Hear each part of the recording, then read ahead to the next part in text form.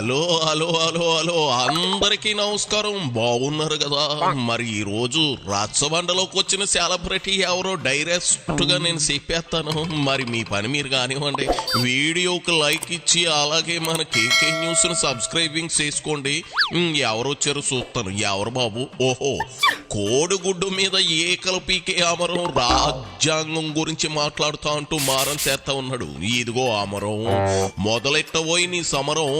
అదే సరే గాని ఇదిగో సడన్ గా రాజ్యాంగం మీద నీ మనసు మళ్ళిందేంటి? ఓహో, రెడ్ బుక్ చూసి చూసిపోసుకుంటున్నారు కదూ, అదేనా ఇది?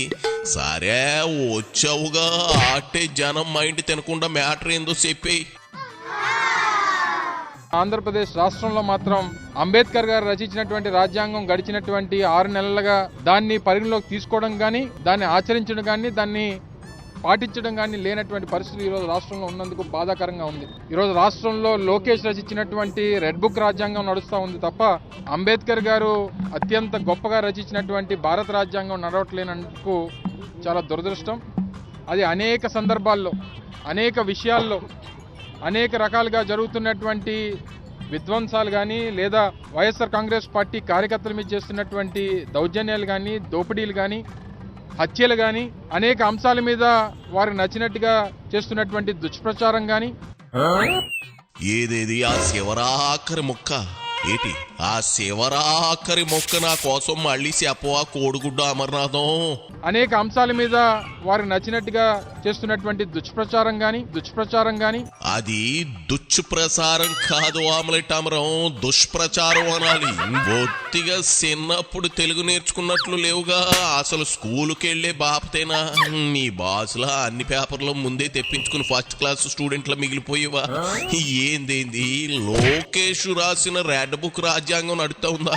చా నిజమా?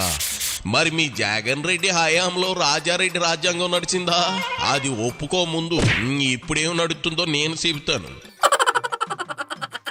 గడిచినటువంటి 4 రోజులుగా రాజ్యాంగం మనకి ఇచ్చినటువంటి హక్కు, right to freedom of speech, దేశంలో ఉన్నటువంటి అనేక అంశాల మీద ఈ దేశంలో ఉన్నటువంటి ప్రతి పౌరుడికి మాట్లాడేటువంటి హక్కు ఉంది.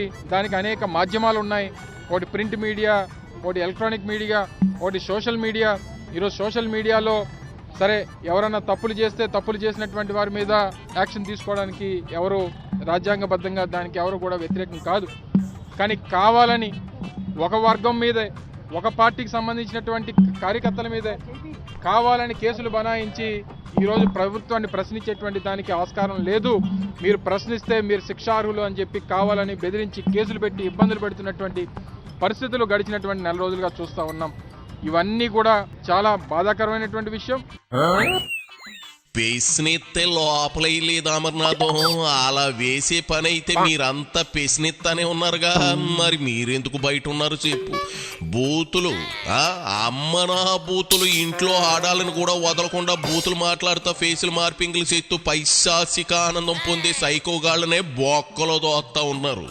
పెసినించిన ప్రతి ఒక్కరిని బొక్కలో దోసే పని అయితే మీ బాసు మొదలు లోపల ఉండేవాడు, వెనక మీరంతా క్యూ కట్టేవాడు. అడ్డు అదుపు లేకుండా నోటు దోలతో వాగే వాళ్ళని మక్కిలు ఎరగదాన్ని జైల్లో తోస్తున్నారు తప్ప పెసినెత్తే లోపలేయడం లేదు.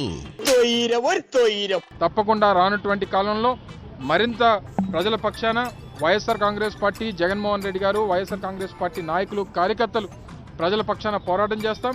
అనేక అంశాల మీద ప్రజల్లోకి వెళ్తాం. ప్రజలకి ఇచ్చినటువంటి ప్రభుత్వం ఇచ్చినటువంటి హామీలు అమలు చేసేటువంటి దానికి పోరాటాలు చేస్తాం. ప్రభుత్వానికి సంబంధించినటువంటి ఆస్తులు కాపాడేటువంటి దాంట్లో కానీ, రాజ్యాంగబద్ధంగా ప్రజలకు ఉన్నటువంటి అన్ని హక్కుల్ని కాపాడుకునేటువంటి దానికి వైఎస్ఆర్ కాంగ్రెస్ పార్టీ నిరంతరం పోరాటం చేస్తుందనేటువంటి విషయాన్ని మరొకసారి ఈ సందర్భంగా మీ ద్వారా తెలియజేసుకుంటూ, ఆయనే ఉంటే ముసుగెందుకు అందట వెనకటికి నీలాంటిదే. నిజంగా మీరు రాజ్యాంగబద్ధంగా నడుచుకుని సమన్యాయం చేసి ఉంటే ఇప్పుడు 11 సీట్లకు ఎందుకు పడిపోతారు చెప్పు? 2019లో 151 సీట్లు గెలిచింది ఇవే ఈవీఎంలతో. 2024లో ఓడింది కూడా ఇదే ఈవీఎంలతో. తేడా ఈవీఎంలో లేదు అమరం, కేవలం అంటే కేవలం మీ పాలనలో ఉంది.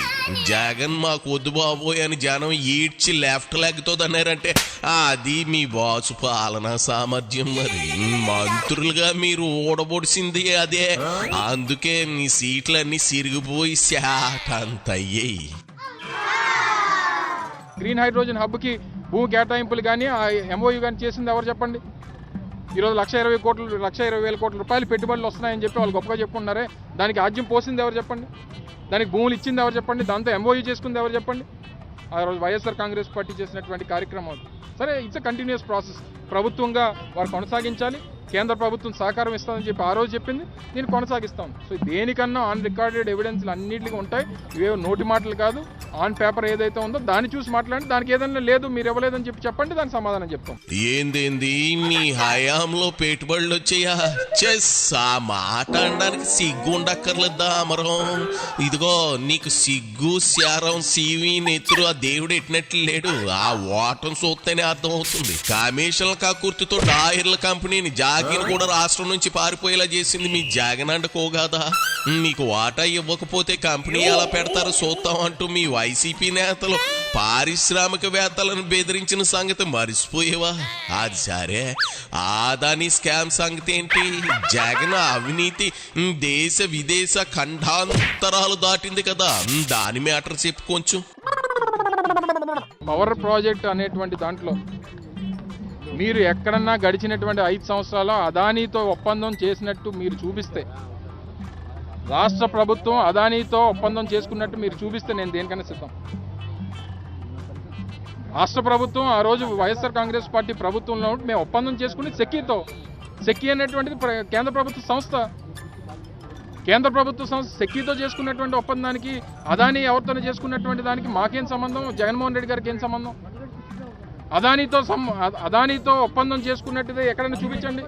గడిచినటువంటి 5 సంవత్సరాల్లో ఈ పవర్కి సంబంధించినటువంటి ఏదైతే ఆరోపణలు వచ్చిందో, ఈ ఆరోపణ వచ్చినటువంటి దాంట్లో ఎక్కడన్నా అదానీతో ఒప్పందం చేసుకున్నటువంటి విషయాన్ని ఆన్ పేపర్ ఎక్కడన్నా మీరు చూపించండి. మేము ఒప్పందం చేసుకుంది ఆ రోజు ప్రభుత్వంగా కేంద్ర ప్రభుత్వ సంస్థ సెక్కీతో, solar energy corporation of India ఏదైతే ఉందో సెక్కీతో చేసుకున్నటువంటి ఒప్పందాలే ఉన్నాయి తప్ప, అది కూడా గడిచినటువంటి దానికి ముందు ఉన్నటువంటి చంద్రబాబు నాయుడు గారి ప్రభుత్వం ₹4.99 చేసుకుంటే మేము ₹2.49 చేసుకున్నాం. సో ఇవన్నీ అన్ని డాక్యుమెంటెడ్ ఎవిడెన్సెస్. ప్రభుత్వం మీద చేసేటువంటి ఆరోపణలు కానీ, ఆ రోజు మేము ఉన్నటువంటి ప్రభుత్వం మీద మా మీద చేసినటువంటి ఆరోపణలు కానీ, దేనికన్నా ఆన్ పేపర్ ఎవిడెన్స్లు ఉంటాయి తప్ప ఏది కూడా నువ్వు నేను మాట్లాడుకొని చేసుకునేటువంటి దానికి ఎక్కడా కూడా ఆస్కారం ఉండదు. దయచేసి లేనిపోయినట్టు ఈ దుష్ప్రచారం గడిచినటువంటి 15 సంవత్సరాలుగా జగన్మోహన్ రెడ్డి గారు పార్టీ పెట్టిన దగ్గర నుంచి చేస్తా ఉన్నారు. వీటన్నిటికీ మేము సిద్ధంగా ఉన్నాం. మరి అమెరికాలో మీ జగన్ రెడ్డి పేరు తాటికాయ అంత అక్షరాలతో ఎందుకు దర్శనం ఇచ్చింది? 1700 కోట్ల ముడుపులు అంటే మాట ఏంటి? నువ్వు చెప్పేవన్నీ కాకమ్మ కథలని తెలుస్తూనే ఉంది అమరం. నేను డొక్కలో దాన్ని డిక్కీలు దొంగోబెట్ట ఊరకే తెలియకుండా వాక్కు. అసలు ఈ మ్యాటర్ గురించి అసలు మీ బాసు ఎందుకు ఇంకా నోరెప్పలేదు? ముడుపులు తీసుకోకపోతే అమెరికాలో ఈ కేసుకు సంబంధించి జగన్ పేరు ఎందుకు బయటకు వస్తుంది? ఆ ముక్కు చెప్పు. సిద్ధం అని వాగే కదా 11కి అడ్డంగా మునిగిపోయారు. ఇంకా సిగ్గు రాకపోతే అట్టా ఇంటికెళ్ళి ఇక మురిగిన కోడిగుడ్లు ఆమ్లెట్ వేసుకుని తినిపోయా.